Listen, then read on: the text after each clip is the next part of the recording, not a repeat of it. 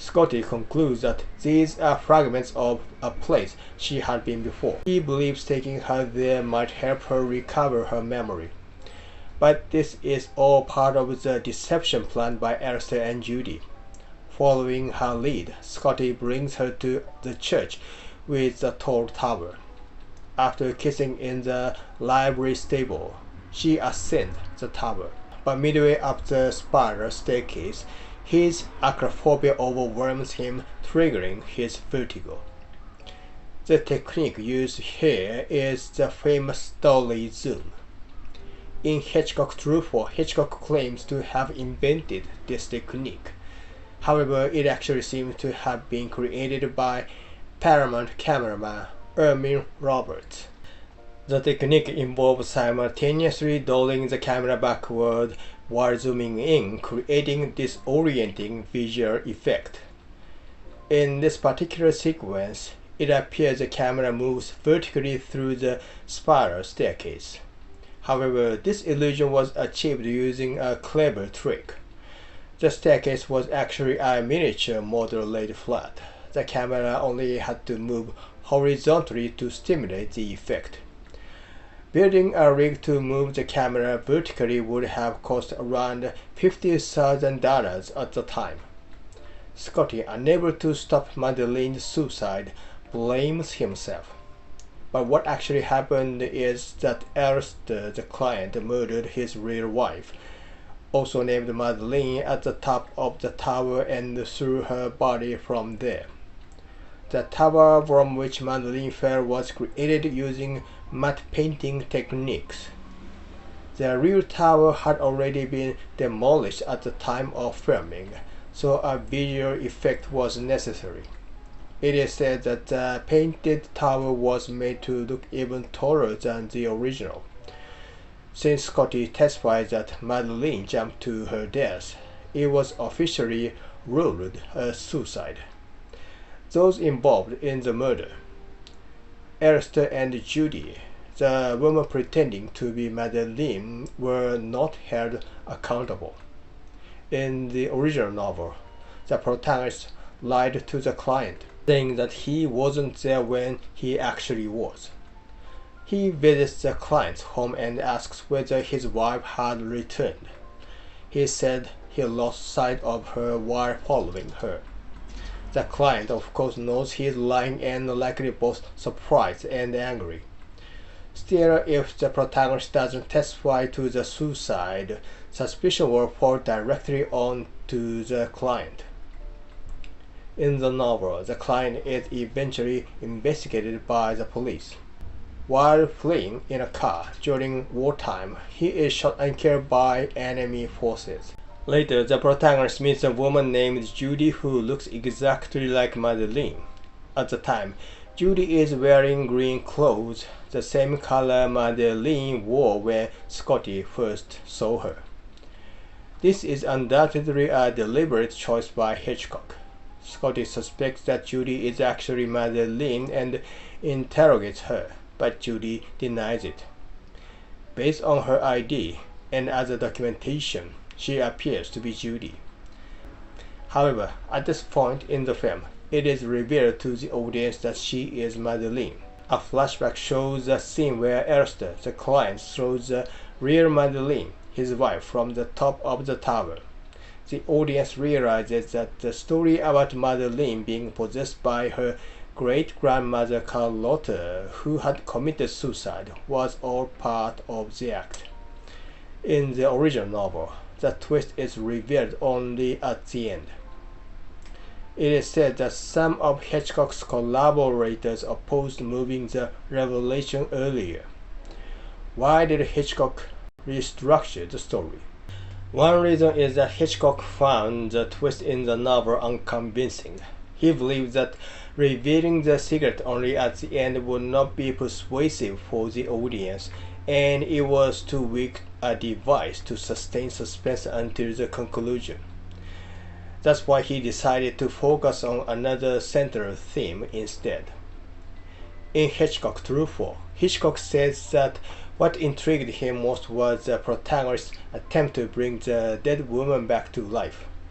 the way he projects the image of the dead Madeleine onto the living Judy and falls in love with that illusion. He also describes it as the story of a man who pursues a sexual image that doesn't exist in the living world.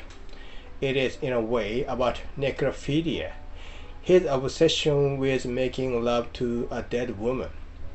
Importantly, this secret is revealed only to the audience, not to Scotty. Still believing that Judy is not Madeleine, Scotty tries to transform her into Madeleine's image. This depiction is deeply unsettling and is one of the reasons some critics call the film misogynistic. Why does he do such a thing? Probably because he is trying to escape from feeling of inferiority or inadequacy. Rather than confronting these feelings, he chooses to distract himself from them. In the original novel, the protagonist is unfit for military service due to pleurisy. This adds to his lack of self-confidence. It's written that he was accustomed to people's stares when walking outside in daylight. But the very act of mentioning this suggests that he was, in fact, uncomfortable. As previously mentioned, the protagonist grows increasingly desperate, and his behavior becomes irrational and inconsistent. To avoid facing his inner turmoil, he turns to fantasy, trying to remake Judy into someone else, Madeleine. By attempting to resurrect a dead person, he tries to divert his gaze from his real problems. But since bringing the dead back to life is impossible, what he's doing is pure deception. This kind of story where a man transforms a woman into his ideal is often referred to as a Pygmalion narrative. In Greek mythology, Pygmalion was a sculptor who fell in love with a statue of a woman he carved. The goddess Aphrodite gave the statue life, and she became a woman called Galatea. Pygmalion married her. This myth has inspired many later works, such as My Fair Lady and Pretty Woman. However, it's rare to see the Pygmalion story told in such a disturbing way. What makes it unsettling here is that the man refuses to face his real psychological issues. So how should we confront our weaknesses?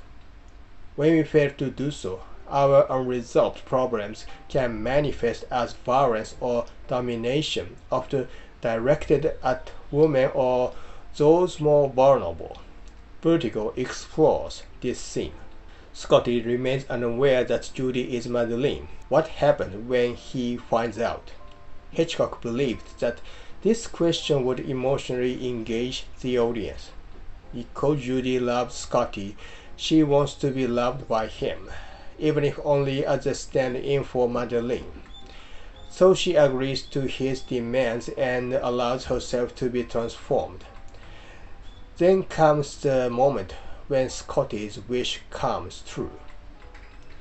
This is the famous 360-degree pan shot during their kiss. Judy, now completely remade to look like Madeleine, stands before him. Behind her, a green neon sign glows, a symbol of his unattainable ideal, or perhaps of death itself. They kiss, but strangely Scotty's expression turns suspicious. Why does he look that way? Hasn't his dream come true? According to common interpretation, it's because Scotty begins to sense the truth that his illusion is collapsing. But then, despite the suspicion, he kisses her again. The green neon sign glows once more. After all, he is the one most aware that all of this is a deception. Let me share my interpretation. I believe Scotty realizes that Judy is Madeleine in the 360-degree pan scene. Up to the point, Scotty believed Judy and Madeleine were different people. That belief drove his obsession with recreating the dead Madeleine. But if Judy is Madeline, that Madeline is not dead, meaning there's no need to bring her back to life. His entire illusion collapses. Scotty had once kissed Madeline. Then in the 360-degree pan scene, he kisses Judy. At the moment, he realizes they are the same person. Although he had convinced himself they were different individuals who happened to look alike, the physical sensation, her reaction, and the kiss itself would have felt different if they truly were separate people. But the kiss felt exactly the same as it did with Madeline. That physical familiarity, along with his memory, triggers his realization. This is likely why we see the image of the carriage behind him during the kiss. It symbolizes his memory of a moment he last kissed Madeline. Hitchcock's explanation of this scene in Hitchcock's Truffaut is slightly different from mine. However, I believe his memory may have changed. Vertigo was released in 1958. Hitchcock's Truffaut was published in 1966, 8 years later. Hitchcock considered Vertigo a failure, and the filming was marked by a difficult relationship with Kim Novak. It's likely the shoot was not something he wanted to recall in detail, so it would not be surprising if his recollections were somewhat imprecise. Immediately after the 360-degree pan, Scotty sees the necklace Judy is wearing. It's identical to the one worn by Madeline. This moment is when Scotty becomes certain that Judy and Madeline are the same person. Traditionally, this is considered the scene in which Scotty first realizes the truth. Then Scotty brings Judy to the tower. For him, the climb is not just about discovering the truth. It's about overcoming his acrophobia. Reaching the top is symbolic. It's the place where the real Madeline died, and Scotty confronts the reality what happened. At the top of the tower, he reveals what he had learned. Judy admits she could have run from Scotty, but because she loved him, she changed herself to become the woman he desired. Even though she knew Scotty loved the image of Madeline, not her true self, she still tried to maintain the relationship. Scotty then tells her, "Too late, too late. There's no bringing her back." This her refers to Madeline, not the real woman, no Judy, but the illusion, the idealized image he was obsessed with. He doesn't want Madeline alive again. He wants a fantasy. That's why he says it's too late and that there's no bringing her back. As Judy is startled by a nun coming up the stairs, she loses her balance and falls to her death, just like the real Madeline who was thrown from the tower. In the original novel, Judy dies differently. Even after the protagonist discovers the truth, he continues to call her by the name of the dead woman. He grabs her by the throat and demands she admits that she loves him. She dies during this confrontation. Both the novel and the film depict a protagonist who refuses to face his own weaknesses. He tries to escape from his inner fears regardless of the consequences for the women around him. These men don't care what happens to the woman. They only care about preserving their illusion. Such characters can be said to despise women. Because this type of man is portrayed as the hero, some people have called Vertigo a misogynistic film. However, the film actually presents this kind of man as a disturbing figure. That may not have been widely understood at the time of its release. The hostile relationship between Hitchcock and Kim Novak, the use of real birds attacking Tippi Hedren during the filming of The Birds, and the stabbing of Janet Leigh in the shower scene Psycho. These are often cited in discussions of Hitchcock's portrayal of women, but they do not by themselves mean that Vertigo is a misogynistic film. Rather, the reason Hitchcock restructured the original novel may have been to explore the misogyny that arises from male weakness, by showing the protagonist's actions from Judy's perspective. In that sense, Vertigo becomes a film not about glorifying this kind of men, but about exposing them. Thank you for watching this video. If you like this video, please subscribe and give me a thumbs up.